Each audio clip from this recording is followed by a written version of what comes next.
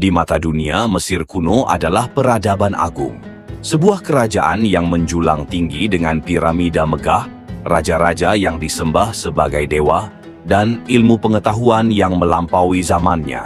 Tapi, di balik kejayaan itu tersimpan bab kelam yang nyaris dilupakan sejarah, karena memang sengaja dihapus.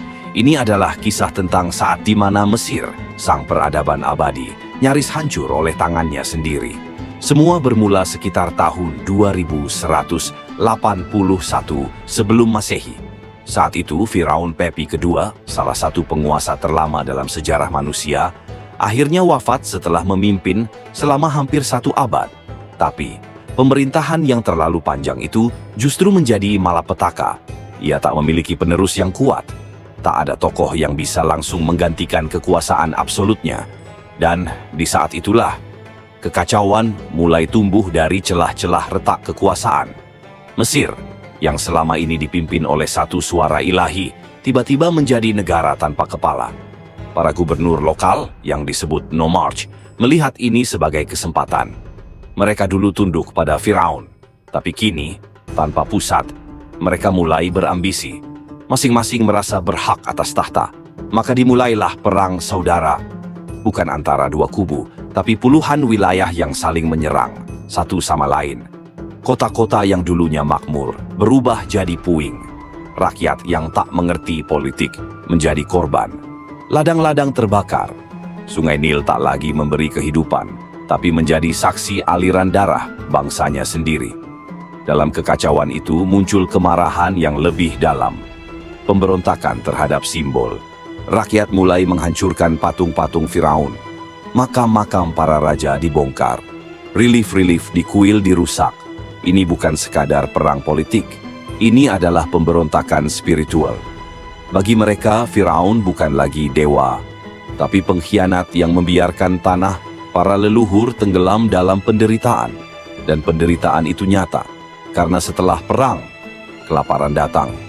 Irigasi tak terurus, panen gagal, rakyat kelaparan. Dalam kondisi paling gelap, muncul sebuah teks kuno yang kini dikenal sebagai teks Ipuwer. Isinya menggambarkan neraka di tanah Mesir. Sungai adalah darah, orang kaya jadi pengemis, orang makan satu sama lain. Ya, ada indikasi kanibalisme. Mayat dibiarkan membusuk, anak-anak menangis tanpa ibu. Kematian jadi bagian dari keseharian. Dan semua itu terjadi bukan karena serangan luar, tapi karena Mesir menghancurkan dirinya sendiri. Setelah puluhan tahun dalam bayang-bayang kehancuran, akhirnya muncul pemimpin dari selatan, dari kota Thebes, yang berhasil menyatukan kembali negeri. Ia memulai babak baru yang dikenal sebagai Kerajaan Tengah, era baru, stabilitas baru. Tapi, dengan satu syarat, masa lalu harus dikubur. Para penulis istana diperintahkan untuk menghapus seluruh catatan tentang kekacauan ini. Prasasti-prasasti resmi berhenti menyebut periode ini. Dan dalam waktu singkat, babak paling kelam dalam sejarah Mesir kuno lenyap dari ingatan kolektif. Namun, sejarah selalu meninggalkan jejak. Ribuan tahun kemudian, para arkeolog modern mulai menemukan potongan-potongan kebenaran.